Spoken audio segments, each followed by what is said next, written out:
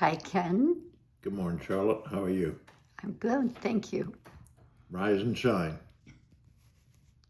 Every day we get the privilege, the opportunity to come before you and to thank the good Lord and praise the Lord together. Hope you're encouraged and blessed today. A friend of ours sent in a picture of a bald eagle, and we're using that today in Rise and Shine. The word bald refers to its head, which is pure white, with a yellow beak and a white tail. The females are bigger than the males, and they can weigh approximately 15 pounds. And they have a wingspread of sometimes up to 7 feet. Wow. And we say eagles is a pretty general term because there's more than just the bald eagles. The golden eagles, I saw a golden eagle one time, not within a half a mile of here. I was on horseback and I was up riding in an elevated area when I saw that was awesome. It was on a nest and it was right on a ledge and it just flew off right in front of me, startled me and the horse and I. But bald eagles are being seen in our area. We've seen them in Alaska, but they're being seen in our area all the time. Eagles can fly up to at least 10,000 feet.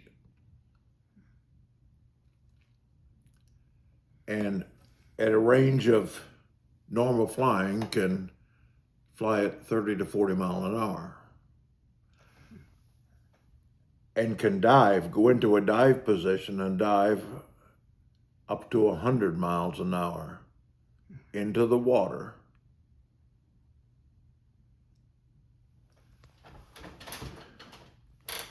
An eagle's eyesight is able to see 2 or 3 miles out there and see its prey. You see fish underneath the water. One of the largest raptors, am I saying that right? Raptors, and hunters that's what it says. They're one of the world's largest raptors. And so anyway, they are magnificent animal. They are not really bald like I am. The word bald talks about their white, the pure white head, okay? We're talking about a bald eagle. Their grip and their talons exceeds 400 pounds per square inch. Wow. And they can pick up a fish without any problem. They can pick up a dog and have been seen to pick up mountain goats off of the side of the mountain and take them out and drop them. And the kill would be at the bottom when they would land, and they'd be right there to get them there. Wow. Their courtship takes place in midair. I hope they're not going 100 miles an hour at that point. They actually make their babies in midair. Make love in midair. And they mate for life. There are a few exceptions. Some have been known to, one female have 2 males or the other way around and produce families. They make big bird's nests that can be up to a ton, 2,000 pounds. They just keep coming back to the same thing, keep rebuilding on it all the time. This one's interesting. The eaglets, they're just little balls of fur when they're born. But to learn to fly, they get out on the edge of the nest and the mother kind of gives them a nudge off. Then she goes down and gets underneath them, and they land on top of her. She brings them back.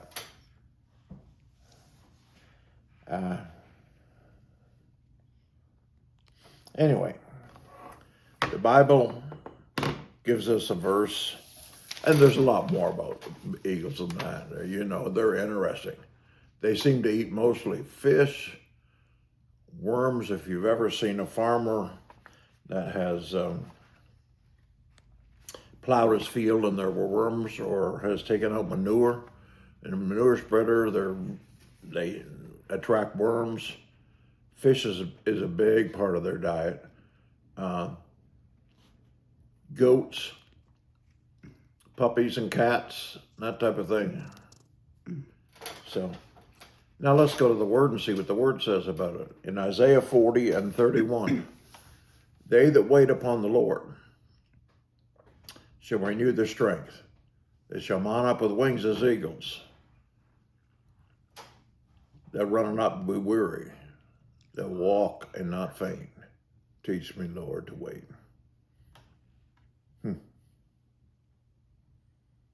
I read somewhere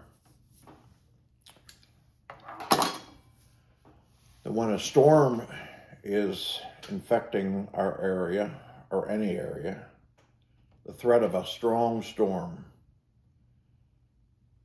the fact that the eagles can fly up to 10,000 feet and still get oxygen, that they will just go higher. Instead of being a victim, they go higher. And they just ride it out. They can spread their wings and just go into a soaring type of thing, you know. It's not like they're using much energy up there. They just go with the wind currents. They're actually using the storm to help them go up? What? Are they using the storm to help them fly higher? But they go higher than the storm. Higher than the storm. You understand what I'm saying? Mm-hmm. I think there's a great parable in that. I really do. You know, instead of letting the storms destroy us, everybody has storms. Everybody has stuff they're going through.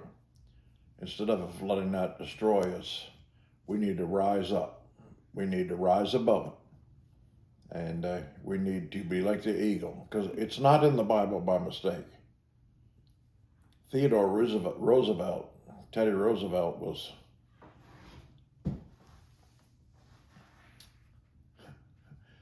can you believe it? The emblem of freedom at one time was a turkey. Mm-hmm. And then it got changed to an eagle. Had something to do with his daughter. Anyway, the power of influence. But they that wait upon, what's that waiting thing?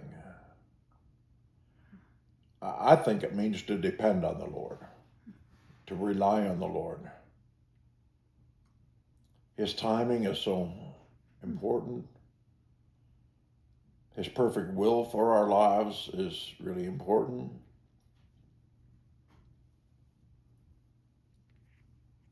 You go through different stages in your life and seasons in your life.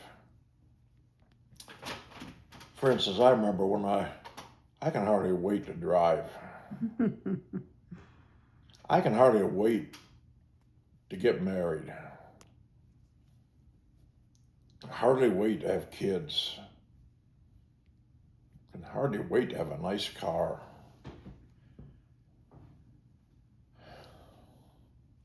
And you grow older thinking about all of those things that were in front of you, and you want to hurry them up. God cannot be rushed. If I say anything today to help you to understand God, God cannot be manipulated and God cannot be rushed. He's got a plan. You're not going to change it and you're not going to rush it. Waiting, if you charge ahead, And I've done that already.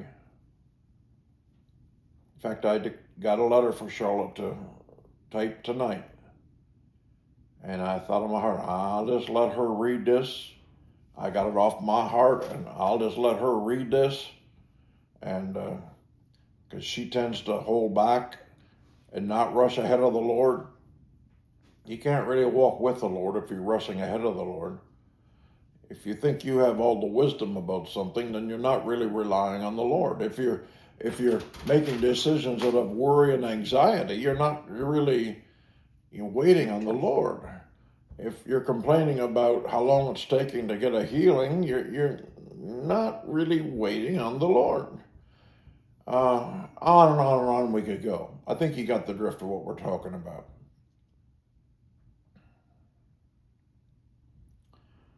Totally yielding control to the God. They that wait on the Lord shall renew their strength.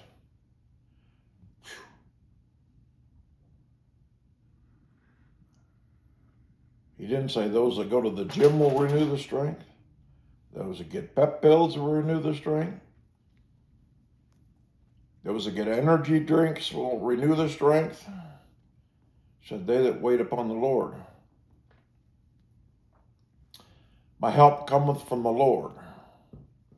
That's what the psalmist David said. They that wait upon the Lord shall renew their strength. They will mount up as eagles.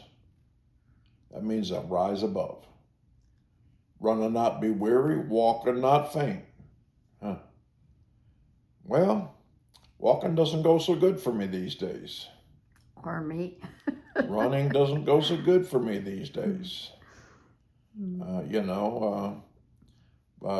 in my heart and my mind, I still think I'm a kid, ready to jump over a fence and jump on my horse rhubarb and ride off into the sunset. And life has slowed down a little bit because of the mechanics of our body aging. But God hasn't slowed down. There's a rising up inside that is compared to the strength that we get like an eagle. By the way, an eagle can swim. They are good swimmers. They use their talons. They also use their wings. And they are good swimmers. But when they get a pike or a muskie or something of that nature, a trout or something that's huge like that, they got to be able to rise up. If they latch on to something that's a threat to them and wants to fight back, they got to rise up. I would only say that with the Browders coming next week and the designated time that we have set aside and the monetary, financial responsibility of all of that, it would be a good time to have a rising up in your spiritual life and drawing close to God and have a real, genuine, heartfelt revival take place in your heart and life. So I leave you with that today, and I hope you get fortunate enough to see an eagle in Adams County.